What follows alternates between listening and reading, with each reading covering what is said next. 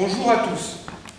Je tiens à remercier le Mouvement de la Paix, les représentants d'associations de résistants, les représentants de partis politiques, le camp, les autres organisations syndicales pour leur présence. Il y a 82 ans qu'a été adopté le programme du CNR. Le CNR, comme aujourd'hui, rassemble les mouvements de résistants, les partis politiques et les syndicats. Le syndicalisme et la CGT y ont joué un rôle central, à l'image que celui du mouvement ouvrier a joué dans la résistance. Un tiers des membres du CNR sont des militants syndicaux. Unifiée, cette résistance ne fut pas une chose facile. Les divergences étaient grandes entre la droite conservatrice et la gauche communiste, la CGT et la CFTC, les mouvements de la zone occupée et de la zone libre. Ceux qui considéraient qu'il fallait organiser la lutte armée et ceux qui pensaient se limiter à la propagande. Paradoxalement, c'est l'adversité qui a permis l'unanimité. Soyons lucides. Une large partie de la population française soutenait le régime de Vichy. Dans cet océan de lâcheté ordinaire, les résistants et résistantes étaient dotés d'une force morale et d'un courage exceptionnel. Et c'est cet accord sur l'essentiel et sur la nécessité de résister à l'occupant nazi et aux réactionnaires de Vichy qui permet de dépasser des accords jadis insurmontables. La clé de voûte se situe en rupture de la barbarie nazie, sur un humanisme radical, qui constitue le fil rouge du CNR. Et c'est la nécessité de mettre fin à la domination des forces de l'argent. La CGT clandestine de Benoît Frachon joua un rôle essentiel dans la concrétisation des accords dits du Peureux, réunifiant la CGT, et la réunification de la CGT créa le dynamique à partir dans lequel Jean Moulin va pouvoir rassembler cet ensemble d'organisations dans leur diversité de bâtir le CNR. La particularité du CNR tient à la cohérence entre ces deux parties. La première consacrée à intensifier la lutte armée et libérer le territoire national. Le deuxième est de permettre la renaissance de la reconstruction du pays. Ce programme en deux volets dessine la double nature de la résistance. Lutte contre les nazis et réforme profonde en rupture avec le régime de Vichy. Être capable, aux heures les plus sombres de l'histoire, de s'unir pour appeler et annoncer les jours heureux. Témoigne d'une immense clairvoyance.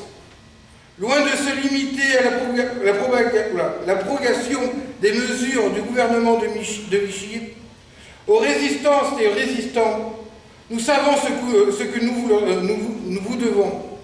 La liberté, bien sûr, mais aussi nos droits sociaux. Vous avez été l'armée de l'ombre. Vous n'avez réclamé ni gloire. Et vous avez toujours refusé de valoriser vos exploits. Vous rendre hommage est une mesure de justice, mais aussi une nécessité, car votre courage et votre clairvoyance est une boussole pour les générations d'aujourd'hui. Pour le monde du travail, les acquis du CNR sont colossaux et constituent les piliers de notre société depuis 82 ans.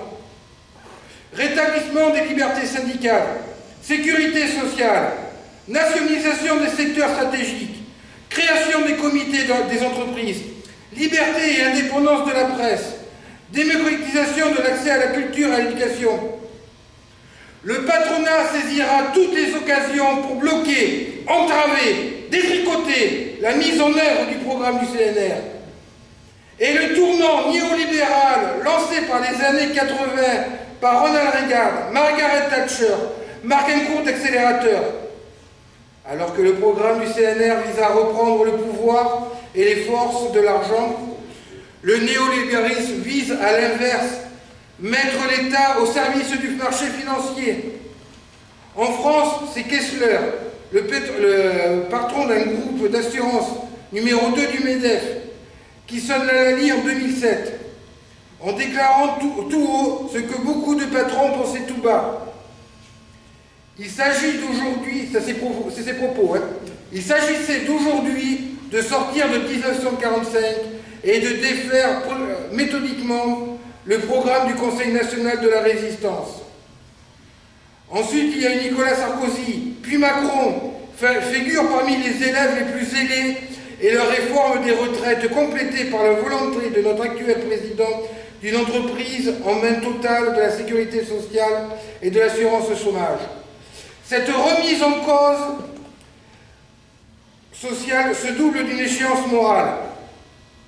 Les digues érigées grâce à la résistance entre les forces républicaines et l'extrême droite sont consciencieusement détruites. Le RN est désormais considéré comme un parti comme les autres. Les résultats des attaques contre le programme du CNR est compromis d'après 1945. Le Monde 2024 rassemble de façon saisissante celui des années 30.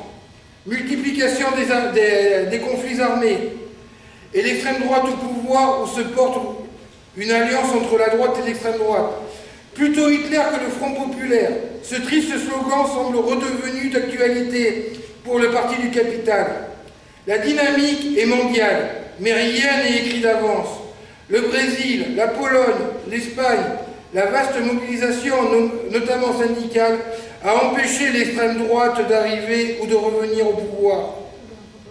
Dans ce moment de bascule, où comme l'écrit Gramsci, le vieux monde se meurt, le nouveau tarde à apparaître, et dans le clair-obscur surgissent des monstres. L'expérience du CNR doit nous servir de boussole et nous inspirer. L'unité des forces politiques et syndicales est déterminante. Le capital qui s'était largement compromis dans la collaboration de Vichy en Allemagne nazie était l'exemption à la terre. Les jours heureux sont un compromis politique, pas économique. Il tire la puissance des forces populaires sur lesquelles il s'appuie, à commencer par les organisations syndicales et la CGT continuant à jouer son rôle de contre-pouvoir face au patronat. Notre société de l'argent roi n'a plus aucun sens. Les citoyens réduits au rôle de consommateurs, travailleurs, limités à des objectifs, dégagent toujours plus de valeur pour les actionnaires. Il faut sortir de l'objectif de produire, de consommer toujours plus, pour centrer sur les réponses aux besoins humains et environnementaux. Faire primer les liens des biens communs sur l'individu roi. Notre travail, nos proches, la culture, l'éducation, la santé ne sont pas des marchandises. Tout ne s'achète pas, notamment l'éthique. Aujourd'hui, ce ne sont pas les gouvernements élus qui dirigent le monde, mais les multinationales. La tâche est colossale. Pour y faire face, appuyons-nous sur les enseignements de la résistance. La résistance est partie d'hommes et de femmes, déterminés et souvent militants, qui ont pour stratégie de s'appuyer sur les problèmes concrets de la population, pour créer des solidarités avec une défiance du régime de Vichy et aux nazis, ainsi que des milliers de personnes qui n'auraient jamais imaginé, y ont participé à leur échelle et à travers de multiples solidaires dans leur quotidien. Et ce sont souvent des militants et militantes qui ont donné le sens de perspective. Partir du quotidien, de la question de dignité, pour ne pas courber la tête. Rassembler par le bas et s'appuyer sur les pratiques aspirantes démocratiques. C'est de tout cela que nous devons nous inspirer. Et aussi de la grande qualité des résistants et résistantes. L'optimisme, et c'est ce qui permet de rassembler, de relever la tête. Et dans les moments de doute et de fatigue, pensons à vous. Aux heures les plus sombres, ils et elles ont été capables de rédiger un programme intitulé « Les jours heureux ».